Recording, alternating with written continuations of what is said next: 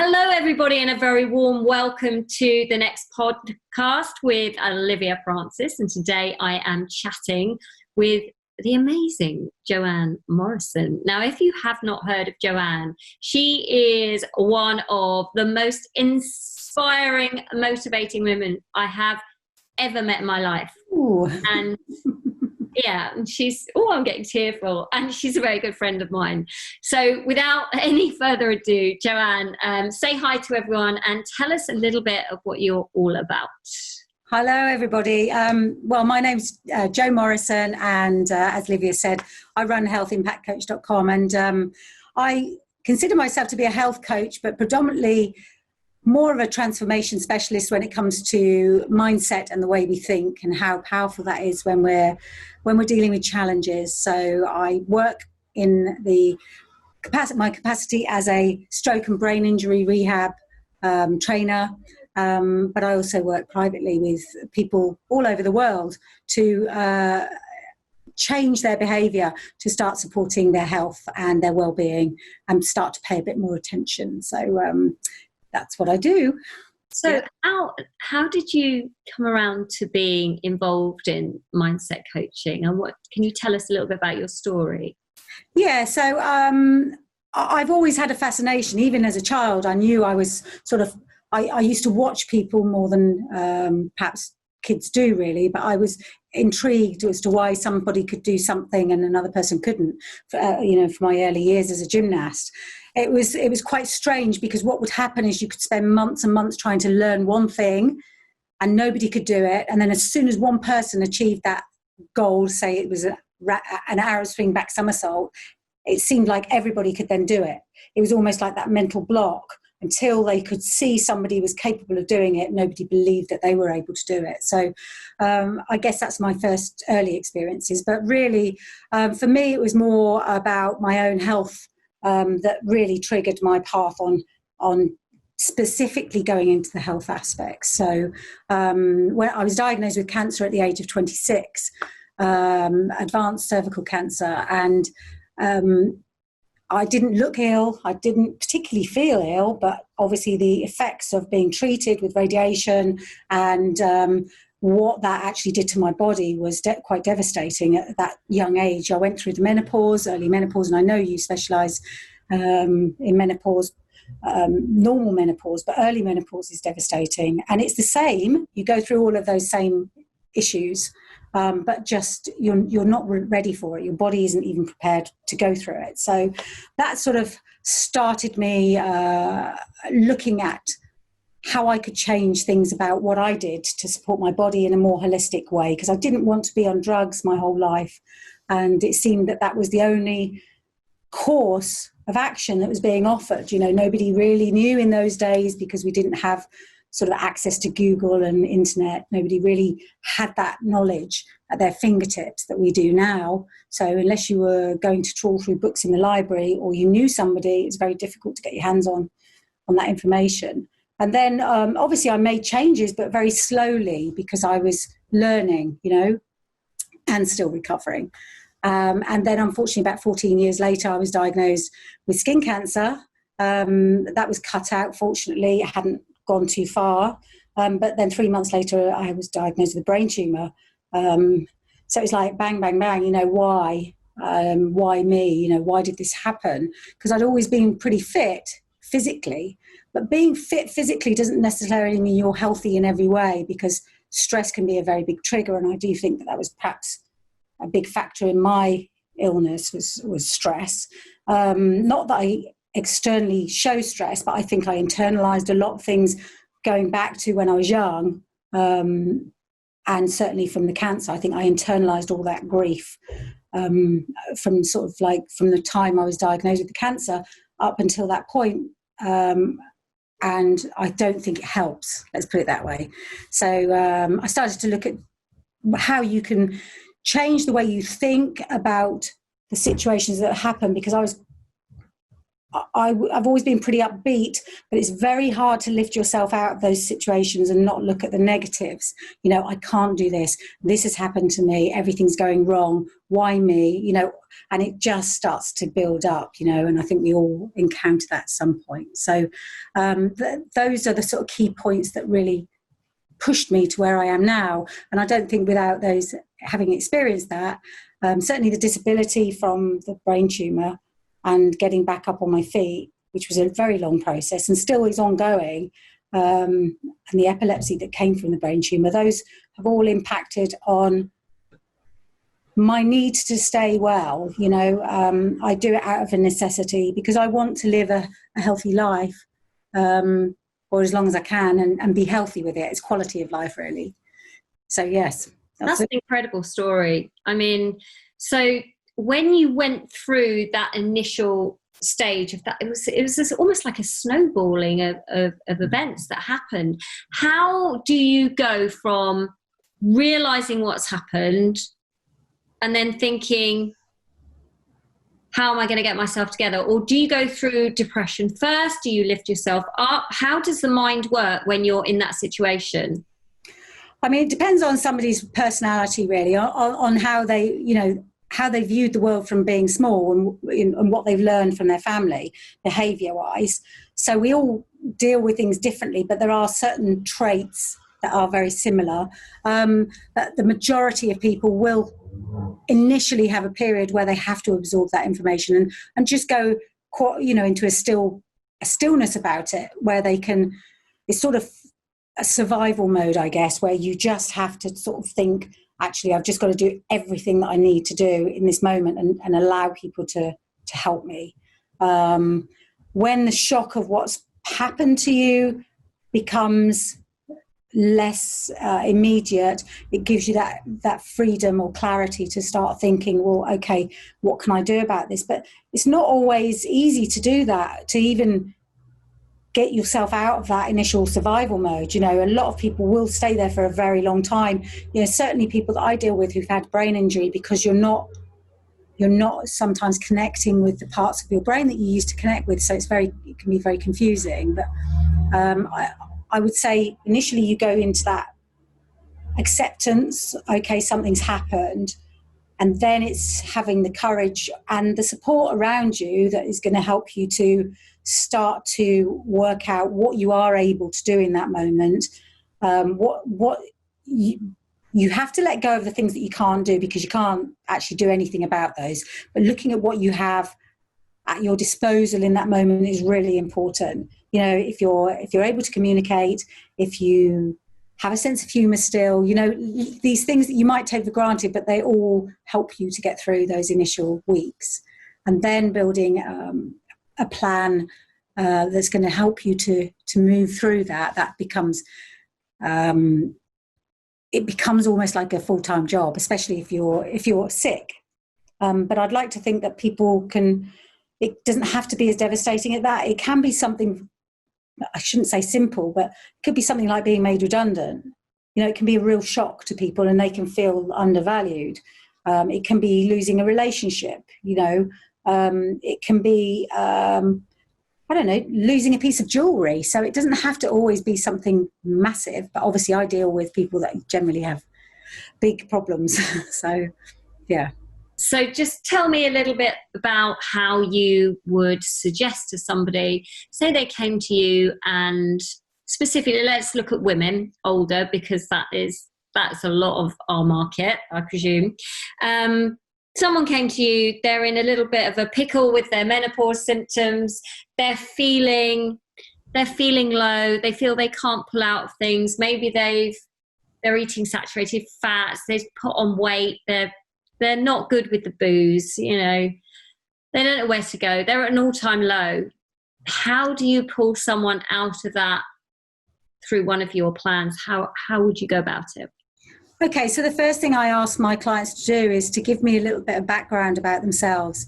I'm not really, and it sounds a bit cold, but I'm not really too bothered about the content of what they're telling me. It's more about the way that person thinks about themselves.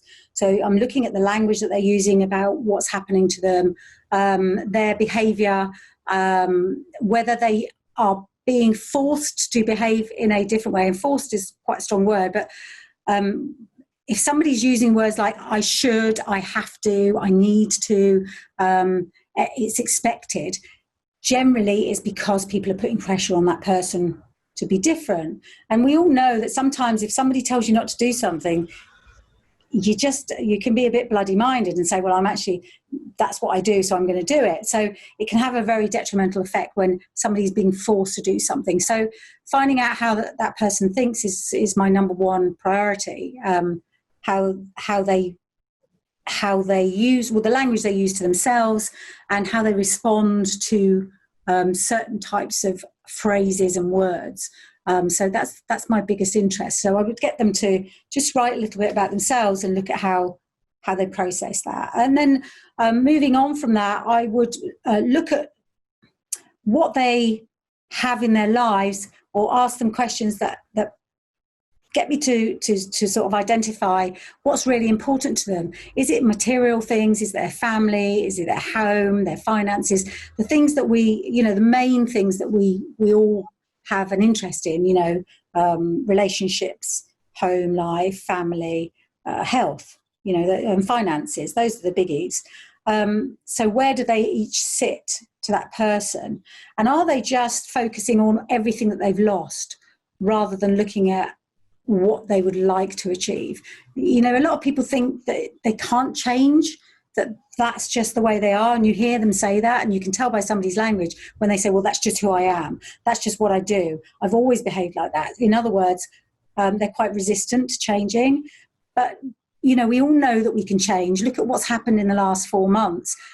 People who would have thought this could never happen have had to change. Overnight, we've all had to change things about our life, whether we've liked it or not. It's possible. It might be uncomfortable, but we can do it. So you never say never. And it's also building a rapport with the client that they trust you. They trust that you're going to walk them through that and not leave them sort of teetering on the edge where they're getting somewhere, but then they really don't know how to move on to the next step. So that's the beginning part is really critical. And it's more of an exploratory exercise of finding out about them, but I'm really just giving them the tools to find out who they are. Do they actually know who they are as a person? Because often they've been somebody's mum, somebody's girlfriend, somebody's wife, an employee, a taxi driver for their kids, but nobody's actually ever found out who that person is. I remember my sister, actually, it's not many years ago, actually. I remember she bought a car for the first time, and her kids, they were all in their 20s, didn't realise that she could drive, and she said, I've been able to drive since I was in my 20s. Do you know what I mean? But people only see what they want to see about you, and sometimes they don't ask the questions. So. Yeah, so it's really about thinking about yourself, or putting yourself first. Because as women, we tend to put everybody else before us, don't we? Our clients or our family or our friends, and we don't take that time out to really think about ourselves. I do have one particular question though. So really, it's the power of the mind over the body. So even though you want the results with the body, if the mind isn't switched subconsciously, can people still get the results in the body? It's harder. No, I'll be truthful. You and I have both worked with people where they said, yeah, I really want to do this, but then they'll come every week and they'll say to you, oh, well, I had 10 packets of crisps and I didn't do much training this week, but I'll do it next week. And another week goes by and another week goes by. Something is happening that's interrupting that's stopping them. Either they don't believe that they can, or there's just something that's stopping that person from achieving it. So, I do say when I'm working with people, you can have the skill to do something. So you know how to train, you know how to cook food, and you know how to eat good food.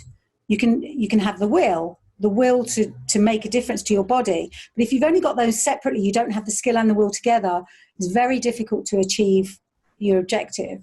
So you really need to bring in the skill and the will. And a lot of people, when they're hitting times like the menopause, where there's a lot of anxiety, there's a lot going on, a lot of hormonal changes, tapping into, what can I call it? Tapping into the thought process that's quite calm and collected and isn't sort of reactionary is a skill in itself, because your hormones are controlling a lot of your behaviour. So that's where being guided nutritionally and to take an exercise program and to start supplementing and supporting your body is really important, because it then starts to reduce all that anxiety and all that stress, and it starts to allow you to start thinking about things in a more clear, in a more clear fashion. Instead of the waters being very muddy, they start to settle, and you can start to see the way forward. Interesting. It's really interesting, isn't it? It's not just one thing. It's an accumulation of different aspects of your life that have to kind of come together so that you can be happy, you can have that mental clarity as well, and really move on positively. And it's just so interesting to hear because of your past and what you've experienced, how you can relate to people and say to them, look, it's really not that bad. Here is a plan. You work with a system. There is obviously a system behind you that you work with to make people feel more positive, and because they feel more positive, they're more likely to stick to, say, an exercise regime, or say a little bit more self-care. So is that really the intention of what you do? You just want to, what's your big mission? Is it to give people a better, more fulfilled life, or what is it? I think we all have the ability to achieve great things, but not everybody wants to. For somebody, they might just really want to have just a really simple life, but with their family around them. Another person might want to be a really successful entrepreneur and build a big business, and another person might want to help thousands of people. We all have different goals. I think for me, it's about opening up those doors that are shut in people's self-belief. It's crazy, really, because a lot of people think that changing your mindset or starting on the road to changing yourself means that you've got to go and sit in a quiet room with your legs crossed and start omming and become really spiritual. You don't have to do that. But that's a misconception. You can if you want to. You don't have to. You can just tap into your gut, your intuition, what feels good, what doesn't feel good. We often don't even ask people what they think we are like. We don't ask our friends, well, if I was to ask you what sort of person you think I am, will you tell me? Maybe it's because we don't want to know the answer. Somebody could actually turn around and say things that could be quite hurtful, but you don't have to actually own negative. Negative isn't always negative. Negative can be a catalyst for you to recognize that you're doing something that's just not really helping you in a very positive way. So you don't have to take things personally, but you've got to teach somebody not to do that, and it does take repetition. You have to do this again and again and again, and certain things every day will suddenly become very, very easy to do, by repetition. No, it's really interesting. Yeah, it is repetition. It's repetition in exercise. I guess it's repetition in meditation, or however you want to expand your life. But tell us now what you've been up to, because you've worked abroad, you've come back, you've written a book, you're now writing the Kindle version. So, tell us. I'm intrigued. Yeah. So I was overseas working, and then I had to come back because of COVID. So. I'd started writing a book a couple of years ago, but it was just really chapters. It was just thoughts and memoirs, situations that I'd been in. And I was trying to work out how I'd actually got through, because, there were times when it was really, I didn't feel like I wanted to carry on. I didn't really feel like I wanted to keep going. And I thought, how come I'm still going? How have I actually managed to get out of those bloody awful situations where I've had to sort of, really pull up. So I started writing, and I just wrote about events.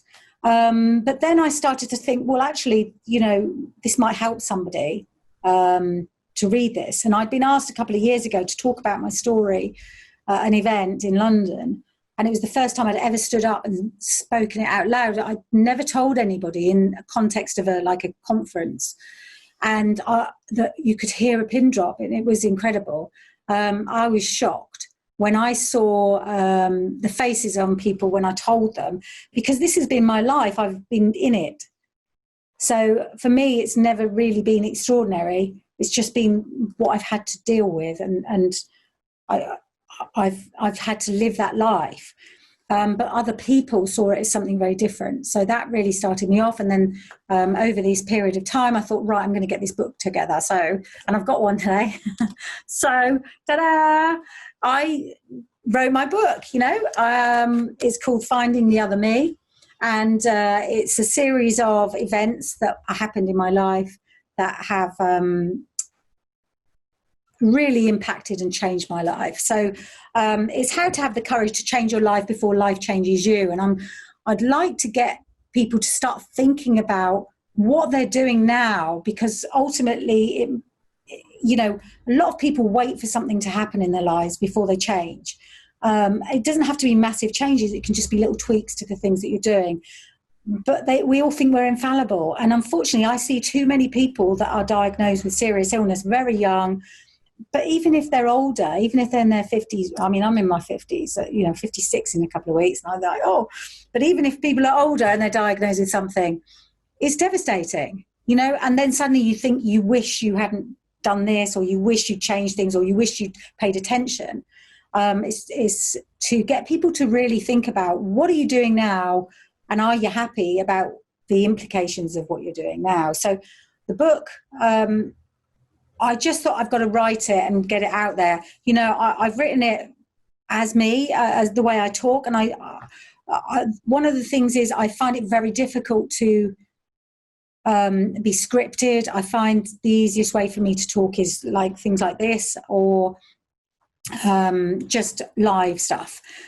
Purely because I find it really hard to work from scripts and to work in a structured way, and that has been since I had my brain surgery.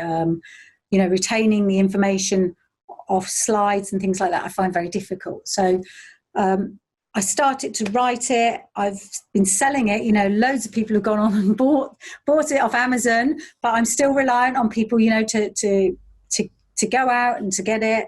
It's on Amazon. You can just click on. And when you've read it, please leave a review. A couple of people read it really quickly and left me some great reviews.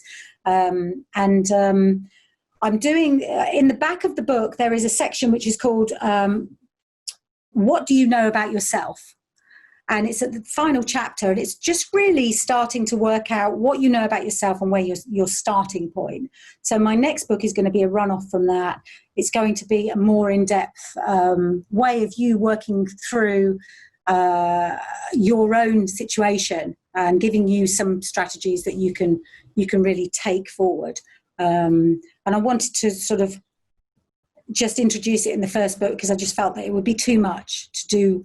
It would be like 2 books in one if I put it all in this one. So that's what I've been doing. And as a result, I've, been coached. I privately coach people anyway online on these strategies. And you can work through things quite quickly. It doesn't have to be like years and years of working with a coach. I want to become redundant. I want to work with a client, get them to where they want to be, and then off you go. Go and achieve the things that you want to achieve. That's my ultimate goal. So, yeah. Fantastic. Well, I look forward to reading it. It is on my desk. I'm not as quick as the others, but I have to attempt to get through it on page at a time. No, I'm not. It's like in between. I'm a slow reader, so I was quite shocked when some people had read it so quickly. Yeah, no, fantastic. So congratulations with that. And you're currently writing the Kindle version. That's correct, yeah. Yeah, I'd never written a book before, and I self-published, and I did the whole lot myself. I got somebody to do the editing, and then I went to put it on Amazon and then realised I hadn't got it on the right template. So I had to move it all across, and which caused me a lot of issues with the editing, and because I knocked stuff off. It's it's one of those things you don't know, but actually I should have done the Kindle version, and then it would have just been easy for me to switch over, because the table of contents really was the biggest thing, and the photographs. So it's going to take me a few days. I've realised I just can't chop it about. I've got to actually move the whole thing onto a template that I can put onto the Kindle. But that's the way it is. And I know for the next one, I'll know, we learn. And it's a bit like us learning new behaviours. We learn. Absolutely. Well, Joanne, can you just tell everybody that's listening how to get in contact with you should they be interested in finding out more about you and a bit more about your work? Yeah, so you can get in touch with me through, if you send me through my website, which is www.healthimpactcoach.com, or jo@healthimpactcoach.com. And I'm on Instagram, and my Instagram name is @JuicyJo's Health, JOS Health, because I'm a juicer, natural juice therapist, so that's why. But yeah, I mean, it's great. It's great. Livia and I have done a lot of work together on transformation, and worked together with bodybuilding, and I've put all of that in my book. So you need to read about this lady too, because she figured a lot in my changes in 2018 when I was competing. And you know what? We had fun, didn't we? I mean, there were ups and there were downs, but we did have a lot of fun doing that and getting you in the most incredible shape and, winning that trophy. I remember crying, watching you. Yeah, yeah. We did have some incredible fun. And I remember that being the first bit of advice you gave me was, Jo, just make sure you have fun when you're competing, because it's quite a stressful day, but there's so much going on, and everybody has reached that, and there's nothing you can do about it on that day. There's nothing you can do to change it. So you might as well just have a good laugh. And so that year, there was just me and you really, and Sarah at Pure Elite. But when it came to last year with the girls at UFE, that was hysterical. That was just so much fun. A whole group of ladies, and everybody had just worked so hard to get to that point.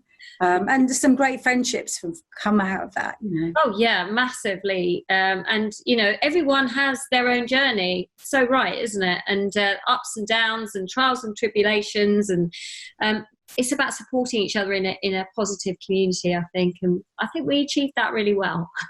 Well, I think so. And the weirdest thing was I think it was you that posted a picture the other day and said, oh, this is what they think of people over 50. And it was something to do with did you see that? It was something to do with like 20s to 30s, 30s to 40s, 40s to 50s. And then the 50s to 60s lady was like hunched over with a bun in her hair, a long tweed skirt, and like almost like a little old lady. And I was like, have they seen our group? Not everybody is in their 50s, but oh my goodness, that this is just such a misconception that when women get to a menopausal age, they're suddenly become this old age pensioner. It's just not true. It's not that way. We most certainly are not. And any of those ladies out there that really want to get their vibe back, you just contact Liv and Jo and we'll help you all the way. Yeah, definitely. Get your mindset and exercise. You can't go wrong, and chuck the food in there as well. No, you can't. You can't go wrong, because I think if you improve your health, your body improves anyway. You don't have to then focus really on diet. Once you start eating a healthy lifestyle, it naturally just starts to drop. Your weight starts to drop, your body shape starts to change. But it's the old thing. People tend to starve themselves and don't nurture and nourish their bodies. And you have to do that whole thing, nourish your body, nurture your emotional state, and look after this, the way that you think and the things that you tell yourself, but it doesn't, it's like, it never stops. You've got to continue it for your whole life. It's like, it's not something you get to that point and then you stop doing it. You just keep it going. Absolutely. And we keep it going, don't we? So everyone, the message is from Juicy Jo, Joanne Morrison, healthimpactcoach.com, is to keep going, keep it positive, keep your vibe high. And Thanks so much for joining me today, Jo. Thank you. So appreciative. Thank you. Thank you. I've loved it.